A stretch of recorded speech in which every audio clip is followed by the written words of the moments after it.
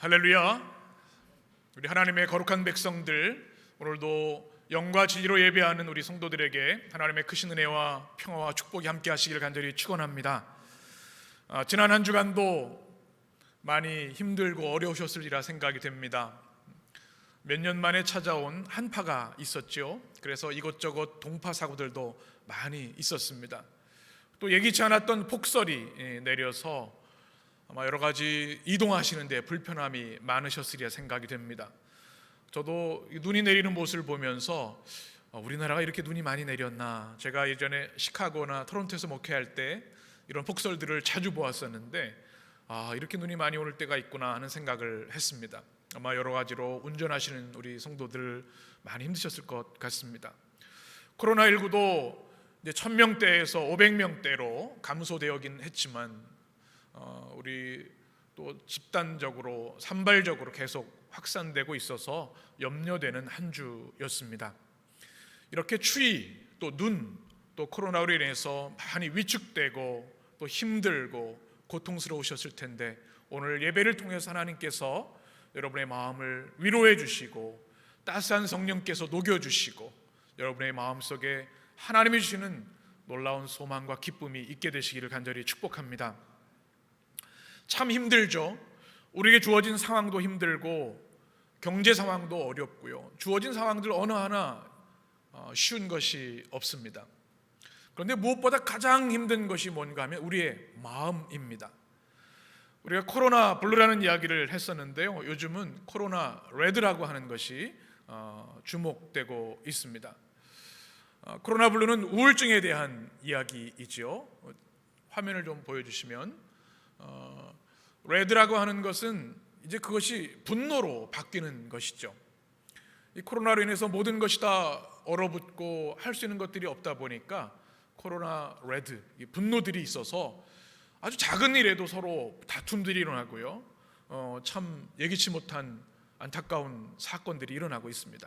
또 코로나 블랙이라고 얘기를 하죠. 이제 절망감에 빠지는 겁니다. 이제는 아무것도 못하겠구나, 모든 것을 포기하는 코로나 블랙까지 우리의 마음들이 어려움이 있다. 그래서 전문가들은 이 환경과 상황도 어렵지만 우리의 마음들을 잘 보듬어야 한다, 이런 얘기를 합니다. 우리 해림의 성도들도 아마 이런 여러 가지 어려움들을 겪으실 텐데요, 이때 필요한 것이 있습니다. 서로를 따스하게 진실로 위로해 주는 것입니다. 응원해 주는 것. 여러분, 가족들끼리 하루 지나고 나면 오늘 얼마나 수고 많이 했어요, 참 고생했어요, 참 고마워요, 여러분의 입술로 많이 위로해 주시면 좋겠어요. 우리 어린이들도 다 스트레스를 받아요. 우울증도 오고요, 절망감도 좌절감도 있습니다. 서로 위로하고 응원하는 여러분 되셨으면 좋겠습니다. 특별히 우리는 이 안전한 일상과 온전한 예배 회복을 위해서 함께 기도해야 할 것이고요, 이제 곧 시작될 하나님의 새로운 회복의 역사를 우리가 준비해야 될 줄 믿습니다. 사람들의 이야기, 뉴스를 보면 근심 걱정만 많이 생기는 것 같아요. 우리가 필요한 뉴스는 보아야 하겠지만 우리가 뉴스의 과도한 소비자가 되어서는 안 될 것 같아요. 우리가 무엇에 집중해야 됩니까? 이 어려울 때 오직 살아계신 하나님의 말씀에 우리가 집중하고 그 말씀을 붙잡아야 할 줄 믿습니다. 새해가 되면서 우리 전교인 말씀 통독하고 있는데요, 얼마나 감사한지 몰라요. 매일 성도들이 그날 읽은 말씀들 중에 은혜 받은 말씀을 계속 올리면서 말씀의 릴레이가 되고 아주 역동적으로 말씀의 역사가 일어나고 있어서 얼마나 감사한지 모릅니다. 이 어려울 때 우리는 사람의 말이 아니라 우리를 살리시고 우리를 회복시키시는 하나님의 말씀을 의지하고 붙잡을 때 거기에 새로운 회복의 역사가 있게 되는 줄 믿습니다. 상황을 보면 낙심되지만 하나님의 말씀을 보면 희망이 꽃피게 되는 줄 믿습니다. 우린 지난주 신년 말씀으로 여호수아 1장의 말씀 1절 말씀 가지고 같이 1절 2절 말씀 가지고 은혜를 나눴습니다. 어둠의 시대를 넘어서 새 역사를 창조하신 하나님, 모세가 죽었습니다. 그 위대한 지도자가, 출애굽을 했던 지도자가, 홍해를 건너게 했던 지도자가 바로 가나안 땅 앞에서 죽었습니다. 그 말할 수 없는 절망과 두려움, 그런데 하나님의 역사는 결코 끝나지 않았습니다. 하나님 예비하신 여호수아가 있었고, 하나님이 그 모든 사건에 무엇이 되셨습니까? 주어 되셨습니다. 여호와께서. 그리고 말씀으로 임재하셔서 이 어둠의 역사를 희망의 역사로 바꾸어 가심을 우리가 말씀을 통해 나누었습니다. 이제 오늘 우리가 함께 나눌 말씀은 하나님께서 여호수아에게 주시는 명령의 말씀입니다. 이제 이 어둠의 역사를 그치고 희망의 역사를 시작할 것인데, 그렇게 하기 위해서 너희가 어떻게 되는가? 우리를 향해 주시는 하나님의 명령의 말씀, 그리고 그 말씀이 우리에게 축복이 되는 말씀인 것을 말씀을 통해서 함께 은혜 받기를 원합니다. 하나님이 우리에게 주시는 하나님의 말씀은 무엇일까요? 지금 두려움과 걱정 가운데 있는 여호수아에게 주시는 말씀은 무엇일까요? 한번 따라해 보실까요? 일어나라. 일어나라. 저는 지난 한 주 이 말씀을 늘 묵상하면서 깊은 은혜를 경험했습니다. 주님이 이 어둠의 때, 절망의 때 주시는 말씀이 뭔가 하면 일어나라 라는 말씀입니다. 신명기 34장 8절에 보면 이런 말씀이 있습니다. 우리 같이 읽겠습니다. 이스라엘 자손이 모압 평지에서 모세를 위하여 애곡하는 기간이 끝나도록 모세를 위하여 30일을 애곡하니라. 아멘. 모세가 죽은 것으로 인해서 며칠을 애곡했다고요? 30일을. 보통 일반인들은 7일을 애곡을 하는데요, 위대한 하나님의 지도자 모세를 위해서는 한 달 동안을 애곡을 했습니다. 이 애곡이라는 단어는 크게 슬퍼하며 큰 소리로 슬퍼하는 것을 말합니다. 그러니 모든 이스라엘 백성들이 모세의 죽음을 놓고 한 달 동안, 30일 동안 애곡하는 것입니다. 여호수아도 이 자리에 있었습니다. 누구보다 모세와 가까웠던 여호수아, 누구보다 모세를 의지했던 영적인 멘토 모세가 죽었을 때 그의 큰 슬픔은 이루 말할 수 없었을 것입니다. 더욱이 이제 그 위대한 지도자가 죽은 후로 그가 후계자가 되었는데 어떻게 이 민족을 가나안으로 인도해 나갈 것인가, 그 말할 수 없는 두려움, 걱정, 생각들이 많이 있었을 겁니다. 그때 주시는 주님의 말씀이 뭔가 하면 2절 말씀 우리 같이 읽겠습니다. 내 종 모세가 죽었으니 이제 너는 이 모든 백성과 더불어 일어나 이 요단을 건너 내가 그들 곧 이스라엘 자손에게 주는 그 땅으로 가라. 아멘. 하나님께서 여호수아에게 주신 명령의 말씀, 첫 번째 말씀 뭐냐 하면 일어나라는 말씀입니다. 이 말씀이 중요합니다. 오늘 이 말씀 가지고 은혜 나누려고 하는데요, 히브리어로 쿰이라고 하는 단어입니다. 쿰이라는 단어의 뜻이 여러 가지 뜻이 있는데, 일어나다, 세우다, 또 지정하다, 자막을 좀 보여주시면 성취하다, 그런 뜻을 가지고 있습니다. 그리고 자리를 박차고 일어나다라는 뜻을 가지고 있어요. 절망 가운데 있는 여호수아에게 쿰, 여호수아야 일어나라, 지금 내가 있는 그 자리에서 박차고 일어나라 말씀하고 있는 것입니다. 이 쿰이라고 하는 히브리어에는 세 가지 중요한 의미를 담고 있는데 그 은혜를 같이 나누려고 합니다. 한번 따라해 보실까요? 절망에서 일어나라.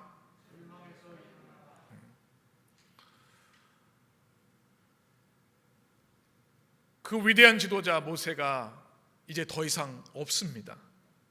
지도자의 상실은 공동체의 큰 위기감이 되는 것이죠. 이 공동체를 이끌어가야 할 여호수아는 더더욱 큰 절망감이 있었을 것입니다. 아직 내가 준비되지 않았는데, 모세가 좀 더 함께 있어야 되는데, 그런데 그가 이제 존재하지 않습니다.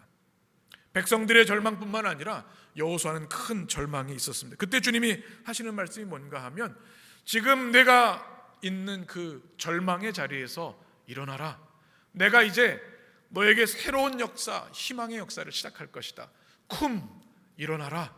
절망의 자리에서 박차고 일어나라, 우리에게 말씀하고 있는 거죠. 이것은 여호수아에게도 그렇고 우리에게도 주는 동일한 말씀입니다. 우리 인생에도 큰 절망 때문에 주저앉을 때가 있습니다.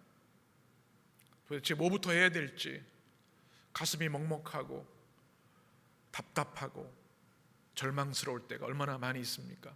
하루를 생각해 보아도 이런저런 크고 작은 절망감들이 끊임없이 파도처럼 우리에게 밀려옵니다. 그때 들어야 할 주님의 음성이 뭔가 하면 절망의 자리에서 일어나라 라는 주님의 음성입니다. 여러분, 엘리야를 기억하십니까?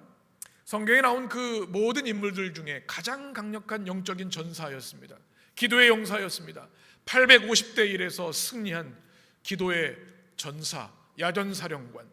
그런데 그가 이세벨의 이야기를 듣고 그를 죽이겠다는 말을 듣고 큰 낙심과 절망감에 빠집니다. 어떻게 하죠? 로뎀나무 아래에서 쓰러져 있습니다. 열왕기상 19장 4절의 말씀을 같이 보겠습니다. 함께 읽습니다. 자기 자신은 광야로 들어가 하룻길쯤 가서 한 로뎀나무 아래에 앉아서 자기가 죽기를 원하여 이르되 여호와여, 넉넉하오니 지금 내 생명을 거두시옵소서. 나는 내 조상들보다 낫지 못하니이다 하고. 아멘. 5절에서 이렇게 말씀합니다. 같이 읽습니다. 로뎀나무 아래에 누워 자더니 천사가 그를 어루만지며 그에게 이르되 일어나서 먹으라 하는지라. 아멘. 엘리야가 얼마나 이세벨이 무서웠는지, 하나님을 의지하던 그 위대한 선지자가 하나님 차라리 제 생명을 거두어 가십시오, 절망에 빠지니까 이렇게 힘이 없고 겁이 많은 자가 되어버린 겁니다. 그냥 쓰러져 자고 있어요. 그때 주님이 말씀하신 게 뭐냐면 쿰, 일어나서 먹어라 말씀하고 있습니다. 그때 오늘 말씀 9절에 보면 8절 말씀 같이 읽습니다. 이에 일어나 먹고 마시고 그 음식물의 힘을 의지하여 40주 40야를 가서 하나님의 산 호렙에 이르니라. 아멘. 그 말씀을 듣고 비로소 절망의 자리를 박차고 일어나서 음식을 먹고 40주 40야를 걸어서 하나님의 산 호렙까지 이르게 됩니다. 이 쿰의 역사가 우리 가운데 있어야 될 줄 믿습니다. 절망에 사로잡히면 우리 의지대로 안 될 때가 있어. 일어나야 되는데 우리 힘으로 안 되는 거예요. 그때 주님의 음성이 들어야 되는 거죠. 쿰, 자리를 박차고 일어나라. 절망의 자리에서 일어나라. 이 음성이 여러분에게도 들려지게 될 간절히 축복합니다. 지난주에 호주 오픈 AO라고 하죠. 한 선수가 크게 주목을 받았습니다. 영국 선수인데요. 사진을 보시면 프란세스카 존스라고 하는 이 여성입니다. 21살입니다. 세계 241위인데요. 이 호주 오픈에서 본선에 진출하는 기염을 토했습니다. 주목받은 이유가 있습니다. 이 선수는 양손가락이 4개입니다. 그래서 정상적인 선수하고는 참 어려움이 많아요. 더욱이 발가락이 한쪽은 3개, 한쪽은 4개여서 중심을 잘 못 잡습니다. 어릴 때부터 의사들이 이제 당신은 정상적인 생활을 할 수 없다고 얘기를 했고, 이 존스는 그래도 테니스를 하고 싶어서 했는데 중심 잡기가 여간 어렵지 않습니다. 10번의 수술을 했습니다. 그런데 이 선수가 이번 호주 오픈에서 기사라성 같은 우리 선수들을 이기고 본선에 진출을 한 겁니다. 참 대단하죠. 그래서 이 많은 사람들이 이번에 이 사람의 존스의 불굴의 신념, 포기하지 않은, 다시 일어나는 모습들에 감동을 주었습니다. 여러분, 이 어려운 때 우리에게 이것이 필요한 줄 믿습니다. 불굴의 신앙, 포기하지 않고 다시 일어나는 믿음이 우리 가운데 있어야 될 줄 믿습니다. 어려움들이 많이 있지만 그것에 압도되지 아니하고 하나님께서 우리를 붙들고 계시기에 일어나는 용기가 있어야 될 줄 믿습니다. 그런데 때로는 우리의 불굴의 신념, 용기가 있어도 할 수 없는 일들이 우리 인간에게 많이 있습니다. 연약하기 때문에. 그때 우리 주시는 음성이 뭐냐 하면 쿰, 절망의 자리에서 일어나라. 권능의 하나님의 말씀을 우리가 들을 때, 그 말씀이 우리에게 임할 때 우리는 다시 일어나게 될 줄 믿습니다. 그 은혜가 여러분에게 있게 되기를 간절히 축복합니다. 두 번째 주시는 쿰의 의미는 한번 따라하겠습니다. 죽음에서 일어나라. 2절 말씀 보시면 2절 말씀에 이렇게 시작되죠. 내 종 모세가 어떻게 했으니? 죽었으니.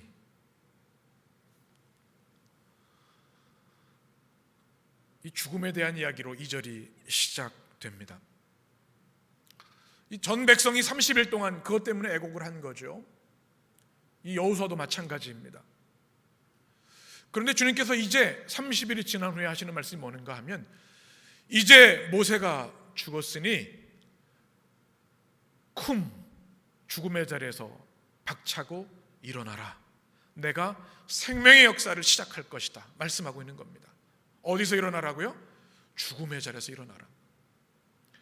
여러분, 죽음만큼 인간에게 두려움과 공포를 주는 것이 없지요. 그 누구도 죽음을 피할 수 없습니다. 세계 최고의 권력가도, 수많은 경제력이 있는 사람도, 유명인도 죽음 앞에는 무력한 존재가 되는 거죠. 이 죽음의 문제, 이것은 인류에게 가장 큰 두려움과 공포입니다. 때로 어떤 사람들은 죽음에 대한 두려움에 휩싸여서 공포에 휩싸여 살아가는 사람들이 있습니다. 때로는 죽음의 문제 때문에 공허하고 의미 없게 그냥 뜻없이 살아가는 사람들도 얼마나 많은지 모릅니다. 그런데 하나님 안에는 우리들에게는 다릅니다. 하나님 안에서, 하나님 앞에서의 죽음은 새로운 시작과 새로운 희망의 역사가 있기 때문에 그렇습니다. 여러분, 아멘이십니까? 이것이 성경의 진리이고 기독교 복음의 정수입니다. 요한계시록 14장 13절에 보면 사도 요한이 이렇게 말합니다. 우리 같이 읽습니다. 내가 들으니 하늘에서 음성이 나서 이르되 기록하라. 지금 이후로 주 안에서 죽은 자들은 복이 있도다 하시매 성령이 이르시되 그러하다. 그들이 수고를 그치고 쉬리니 그들의 행한 일을 따름이라 하시더라. 아멘. 반모섬에서 사도 요한이 하나님의 나라를, 신변하는 나라를 체험하게 됩니다. 그때 주님의 음성을 듣습니다. 로마의 압정으로 믿음을 지키다 죽은 수많은 초대교회 순교자들, 성도들을 향해서 주시는 음성으로 주시죠. 주 안에서 죽은 자는 뭐가 있도다? 복이 있도다. 여러분, 아멘이십니까? 때로 이 땅에서 억울함도 있고요, 순교를 당할 수도 있어요. 그러나 주 안에서 죽은 자는 복이 있도다. 성경은 우리에게 분명히 말씀하고 있습니다. 뭐라고 말씀하세요? 모든 수고가 그쳤다. 이제는 영원한 하나님의 나라에 안식이 있다. 너희는 심판을 면하고 영원한 구원과 천국의 삶을 시작할 것이다. 이것이 성경이 주시는, 하나님 주시는 말씀입니다. 그렇기 때문에 우리는 죽음을 향해 이렇게 말할 수 있습니다. 고린도전서 15장의 말씀 같이 읽습니다. 사망아, 너의 승리가 어디 있느냐? 사망아, 내가 쏘는 것이 어디 있느냐? 사망이 쏘는 것은 죄요, 죄의 권능은 율법이라. 50절 같이. 우리 주 예수 그리스도로 말미암아 우리에게 승리를 주시는 하나님께 감사하노니. 아멘.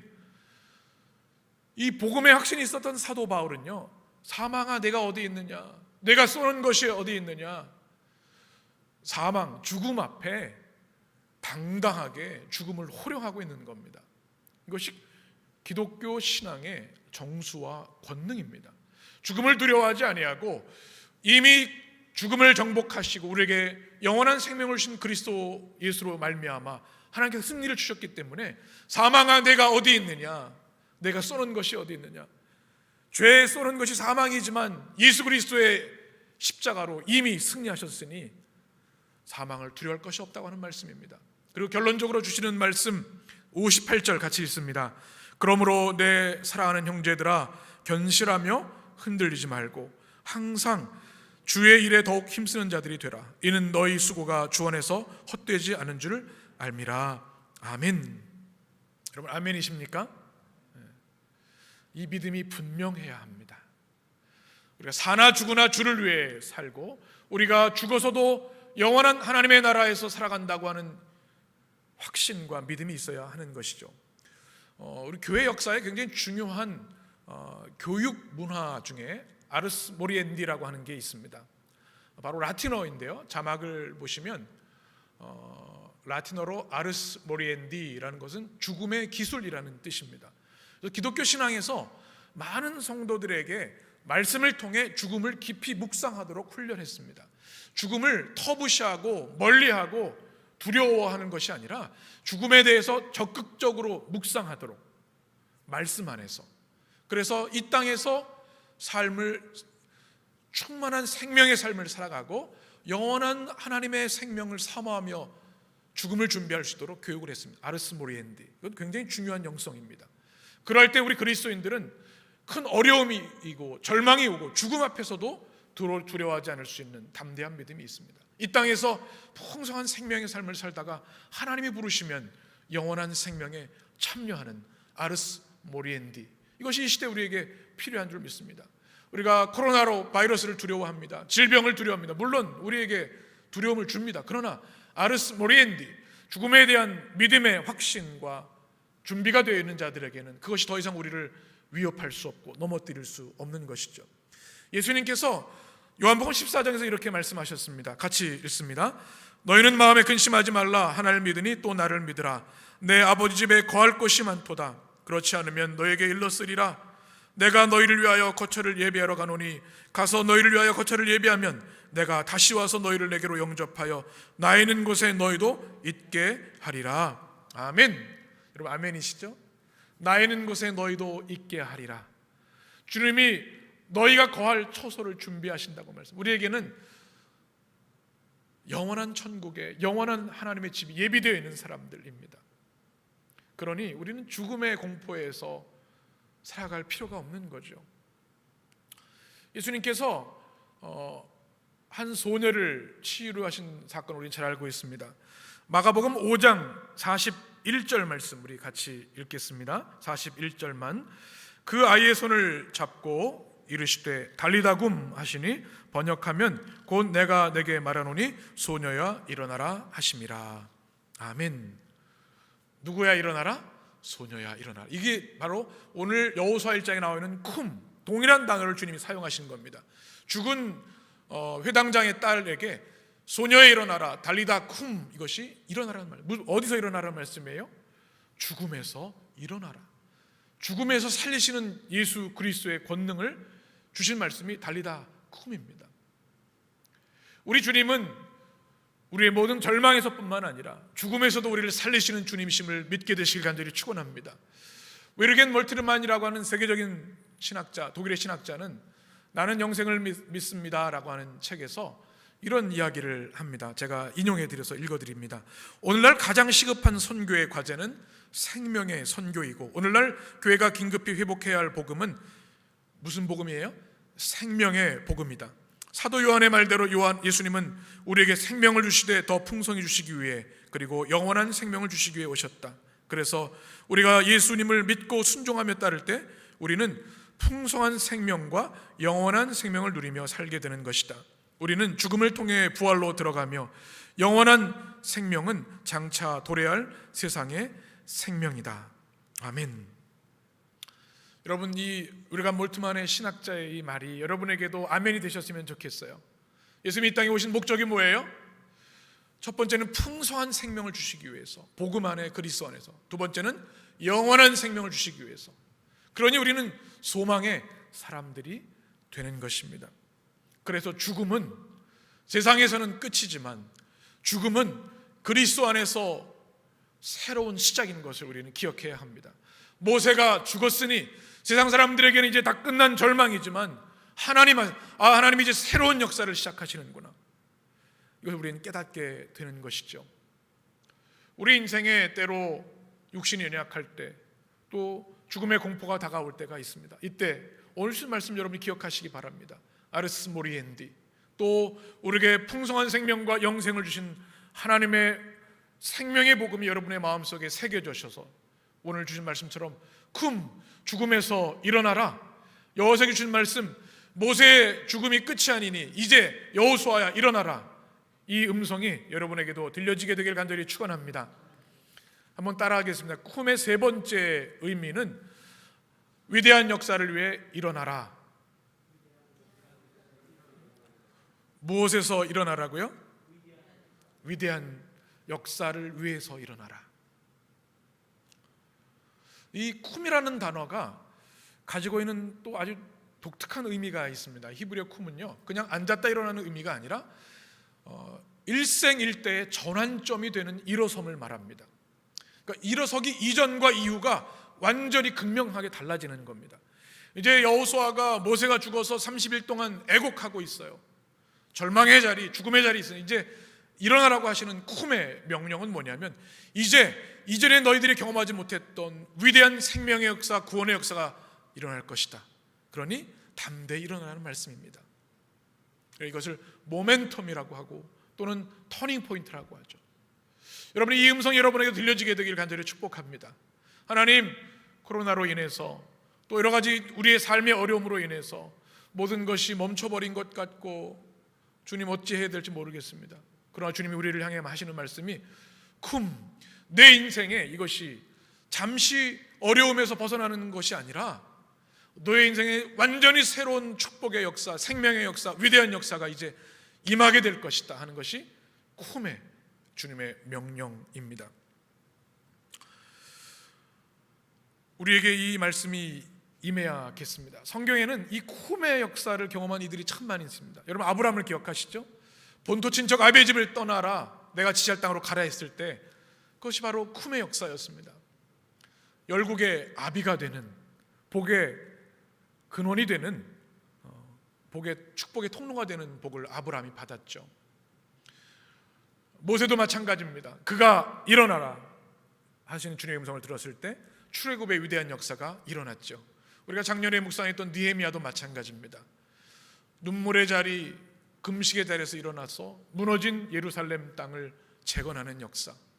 여러분 예수님의 제자들이 다 그런 쿰의 역사를 경험했습니다. 세리마태가 일어나 나를 따르라는 주님의 음성을 들었을 때 세리에서 위대한 사도가 되었습니다.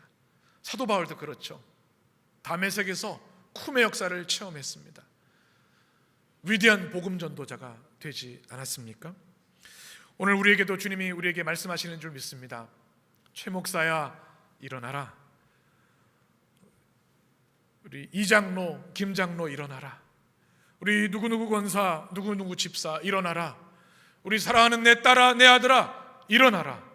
내가 너를 통해 위대한 역사를 이룰 것이다. 이 음성이 여러분에게 들려지게 되시기를 간절히 축복을 합니다. 오늘 말씀에서 또 하나 우리가 주목할 것이 있는데 일어날 때 어떻게 일어나야 되는가? 2절 말씀을 보시면 이렇게 되어 있습니다. 이제 너는 이 모든 백성과 어떻게 일어나라? 더불어 일어나라. 더불어 일어나라. 이 말씀이 저는 큰 은혜가 되었습니다. 여러분 한 사람이 일어나는 게 중요합니다. 한 사람이 일어나면, 하나님 앞에 일어나면 그 가정이 달라지고 그 공동체의 위대한 역사가 일어납니다. 그런데 하나님께서 말씀하실 때 더불어 모든 백성과 함께 일어나라고 하는 것은 이전에 비교할 수 없는 위대한 역사, 큰 역사를 이루신다는 말씀이죠. 여러분 더불어 일어나는 역사가 우리 가운데 있게 되기를 간절히 축복합니다. 전도서 4장에 보면 이런 말씀이 있습니다. 우리 12절만 같이 읽습니다. 한 사람이면 패하겠거니와 두 사람이면 맞설 수 있나니 세 겹줄은 쉽게 끊어지지 아니하느니라. 아멘. 참 어려운 때를 살고 있는데요, 혼자는 외롭고 지치고 쓰러집니다. 여러분 가족들 서로 격려하셔야 돼요. 삼겹줄은 어떻게 된다고요? 끊어지지 않는다. 서로 응원하고 손잡아주고 더불어 일어날 때 가족의 흔들림이 없어요. 교회도 마찬가지예요. 우리 주변의 목사님 보면 아유 얼마나 힘드세요. 우리 해림교회도 어렵죠. 그러면 하나도 안 어렵습니다. 그렇게 얘기를 합니다. 왜 그래요? 혼자 하는 게 아니에요. 우리 온 성도들이 더불어 주님의 몸된 교회를 위하여 뜨겁게 기도하고 헌신하고 이전보다 더 말씀을 사모하며 나갈 때 우리 교회는 조금도 흔들림이 없게 되는 줄 믿습니다. 더욱이 하나님이 이 교회를 지키시고 역사하시는데 두려울 것이 무엇이겠습니까? 더불어 일어나는 것이 중요합니다. 우리 해림의 모든 성도들 가족끼리도 좋고요, 공동체도 좋고 우리 교회도 그렇고 기도와 힘과 지혜를 모아서 이 어려움을 넉넉히 이기는 여러분 되시길 간절히 축원합니다. 이제 해림 서원, 온라인 북카페 해림 서원이 이제 이번 목요일부터 다시 새롭게 시작됩니다. 여러분 우리 해림 서원에 자부심이 있으신가요? 제가 이제 한국 교회 여러 교회들 보아도 이렇게 해내 나가는 교회가 별로 많지가 않아요. 제가 저희 교회 자랑하는 것 같아서 우리 성도들이니까 배 아프시는 않으시겠죠. 우리 주변 성도님들 교회들 보면은요, 어우 대단하다고 그래요. 여러분들이 기도해 주시고 또 우리 목회실에서 열심히 하면서 이 코로나 시대에 우리가 자주 모일 수 없으니 영상을 통해 은혜 나누는 것, 그리고 이 어려울 때 우리는 더욱더 고전, 또 깊이 있는 책들을 읽어야 되는데요, 이번에 우리가 만날 책이 바로 제가 몇 번 소개해드렸던 성도의 공동생활이라고 하는 디트리 보네퍼의 책. 얼마나 은혜가, 한 구절 한 구절, 한 문장 한 문장, 한 단어 한 단어가 큰 위로가 됩니다. 이번 주 목요일 8시에 이제 영상으로 여러분 만나보시게 될 텐데 여러분 기대하시고 기도하며 참여하시고요. 또 많은 이들에게 전도의 통로로 사용하시면 좋겠습니다. 이 책이 왜 우리에게 위로가 되냐면 우리가 주어진 상황과 참 많이 비슷한 게 있습니다. 첫 번째는 교회의 순환 시대에 쓰여진 책입니다. 히틀러가 독일 교회를 말살할 때 이 크리스천으로 살아간다고 해서는 정말 목숨을 건 일이었습니다. 그때 교회가 무엇인가, 성도의 생활이, 신앙생활이 무엇인가에 대한 책을 쏟아낸 정수가 담겨 있습니다. 또 고난의 시대, 박해의 시대, 그 시대에 주어진 교회에 대한 아름다운 고백이 여기 담겨 있습니다. 요즘 그런 생각을 해요. 교회 뉴스를 보면 많이 나와서 여러분 속상하시죠? 교회에 관련된 속에서 사회적으로 교회에 대한 부정적인 그런 소식들이 얼마나 많은지 몰라요.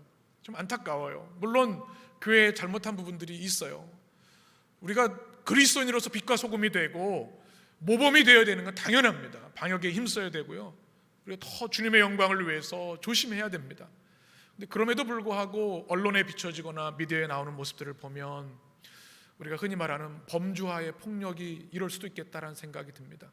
우리 교회의 명성, 하나님의 영광이 또 이렇게 훼손되는 것을 보면 얼마나 가슴이 아픈지 몰라요. 수많은 크리스천들이 나라 민족을 위해 기도하고 이 땅의 어두움을 밝히고 치료하고 헌신한 일들이 얼마나 많은데 안타까운 마음이 들어요. 그러나 그럼에도 불구하고 우리는 이 고난의 시대에 흔들림 없이 믿음 안에 서야 되는 줄 믿습니다. 이 책 옮긴 정현숙 박사님이 그 책의 마지막 옮긴이의 말에 이런 글을 써는 저에게 큰 울림이 되었습니다. 제가 소개해 드립니다. 1906년 2월 4일 태어난 디트리 보네포의 삶은 한겨울 꽁꽁 얼어붙은 땅을 뚫고 올라와서 피기 시작하는 크로커스라는 꽃과 참 많이도 닮았습니다. 크로커스는 아직도 북풍 몰아치는 추운 겨울에 연한 싹을 내고 아름다운 꽃을 피웁니다. 때로는 하얀 눈에 완전히 뒤덮여 그 연한 꽃잎이 시들어 버릴 법도 하지만 해가 나면 다시 활짝 피어나 주위를 환하게 밝히며 봄이 오고 있음을 알려주십니다. 여러분 너무 멋있죠? 크로커스 꽃을 제가 사진을 찾아보니까 한번 보시죠. 여러분 아마 보셨을 거예요. 크로커스 꽃, 그 다음 사진도 있는데요. 너무 예쁘죠? 특별히 이게 뭐냐면 여러분 샤프란이라는 얘기를 들어보세요. 샤프란, 이게 섬유유연제에 많이 쓰이기도 하는 향기가 굉장히 좋습니다. 이 크로커스가 왜 아름다운가요? 혹한의 어려움 가운데에도 얼어붙은 땅 포기하지 않고 다시 일어나 봄의 오음을 알리는 꽃이기 때문에 아름답습니다. 이 본헤퍼 목사님이 독일 교회의 고통 가운데 이 크로커스 꽃처럼 밝혔고요. 여호수아가 모세가 죽어 절망 가운데 있는 백성에게 크로커스로 꽃핀 것이죠. 저는 이 시대 우리 해림의 성도들, 크리스천들이 여러 가지 어려움도 있고 여러 가지 박해도 있고 두려움도 있다 할지라도 우리는 굴하지 않고 다시 일어나 꽃피는 크로커스 꽃이 되어야 되는 줄 믿습니다. 여러분 미나리 좋아하세요? 지금 전 세계에 주목을 받고 있는 영화 중에 정인삭 감독의 미나리라는 영화가 있습니다. 썬댄스 영화제에서 수상하고 있고요. 아카데미 세상에서도 받을 것 같아요. 미국 이민자들의 삶을 정인삭 감독의 자전적인 스토리를 담은 영화인데 작품성을 인정받고 있습니다. 이 정인삭 감독의 제가 글을 읽어봤는데 왜 영화 제목이 미나리예요? 했더니 미나리는요 한국 근성이 있어요. 밟혀도 죽지 않고 질긴 생명력이 있다는 겁니다. 이 척박한 이민 사회에서도 미나리처럼 꿋꿋하고 생명의 역사를 이어가는 것이 바로 제 이야기, 우리 가족의 이야기 같아서 미나리라는 이름을 지었습니다. 참 멋있죠? 저는 또 좋아하는 꽃이 있는데 민들레가 있습니다. 민들레 사진을 보면요, 민들레는 이렇게 아름답고 펴 있는데 별로 이렇게 귀하게 여기지 않아요. 늘 있으니까요. 근데 그 다음 사진을 보시면 민들레의 아름다움은 뭐냐면 이 돌짝밭에서 바위 틈에서 피어납니다. 그 다음 사진을 보시면 죽은 것 같고 아무 힘이 없는 것 같지만 민들레 꽃씨가 하늘을 향해서 나아가면 전 땅에 온 세계에 생명의 씨앗을 뿌립니다. 보네포 목사님이 얘기했던 것처럼 우리 그리스도인의 삶은 하나님 나라의 씨앗, 꽃씨가 되는 삶인 줄 믿습니다. 저는 오늘 말씀을 이제 묵상하면서 하나님, 이 절망의 시대, 어려운 시대에 우리 주는 이 음성이 우리에게 위로와 소망과 축복이 되는 줄 믿습니다. 쿰, 일어나라.